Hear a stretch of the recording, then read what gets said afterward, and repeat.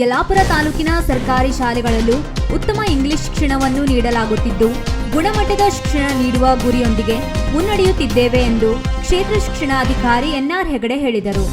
ಅವರು ತಾಲೂಕಿನ ಸವಣಗೇರಿ ಸರ್ಕಾರಿ ಹಿರಿಯ ಪ್ರಾಥಮಿಕ ಶಾಲೆಗೆ ಭೇಟಿ ನೀಡಿದ ಸಂದರ್ಭದಲ್ಲಿ ವಿದ್ಯಾರ್ಥಿಗಳನ್ನು ಉದ್ದೇಶಿಸಿ ಮಾತನಾಡಿದರು.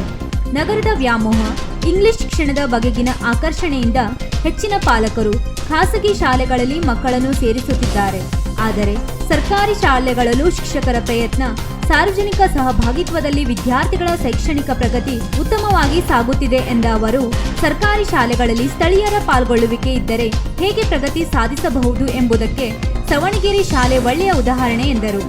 ಈ ಸಂದರ್ಭದಲ್ಲಿ ತಾಲೂಕು ಕಾರ್ಯನಿರತ ಪತ್ರಕರ್ತರ ಸಂಘದ ಅಧ್ಯಕ್ಷ ಕೆಎಸ್ ಭಟ್ ಆನಗೋಡ, ಎಸ್ಡಿಎಂಸಿ ಅಧ್ಯಕ್ಷ ಗೋಪಾಲಕೃಷ್ಣ ಭಟ್ ಕೊಂಕಣಕೊಪ್ಪ, ಸ್ಥಳೀಯರಾದ ರವಿ ನಾಯ್ಕ್, ವಿಶ್ವನಾಥ್ ಗಾಂವ್ಕರ್ ಹಾಗೂ ಶಿಕ್ಷಕರು ಉಪಸ್ಥಿತರಿದ್ದರು. ಸರ್ಕಾರಿ ಶಾಲೆಗಳ ಸ್ಥಿತಿಗತಿಗಳ ಬಗ್ಗೆ ನಾನು ನಿಮಗೆ ತಿಳಿಸ್ಕೊಡ್ಬೇಕಂತ ಅವಶ್ಯಕತೆ ಇಲ್ಲ.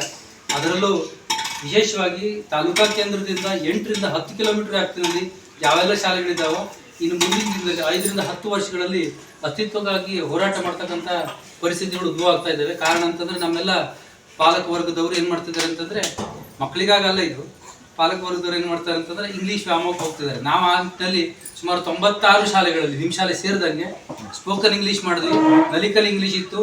ಇಷ್ಟು ಶಾಲೆಗಳಲ್ಲಿ ಕಾರ್ಯಕ್ರಮ ಮಾಡಿದ್ದಾರೆ. ಇಂಗ್ಲೀಷ್ನಲ್ಲೇ ನಿರ್ವಹಣೆ ಮಾಡ್ತಾರೆ, ಇಂಗ್ಲೀಷ್ನಲ್ಲೇ ಸಂವಹನ ಮಾಡ್ತಾರೆ.